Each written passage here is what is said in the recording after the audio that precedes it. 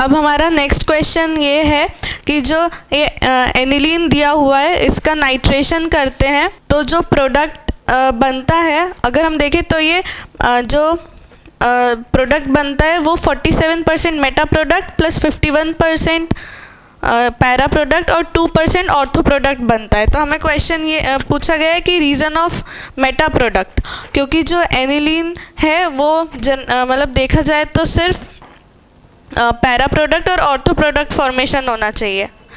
तो Meta product इसलिए 47% form होता है क्योंकि जो एनिलीन का जो एन के ऊपर लोन पेयर होता है वो जो ये जो एसिडिक मीडियम है इसके हाइड्रोजन के साथ बॉन्ड बना लेता है, मतलब यहाँ पर इसके लोन पेयर के साथ अटैच हो जाता है हाइड्रोजन, तो एनिलीनियम आयन फॉर्मेशन होता है।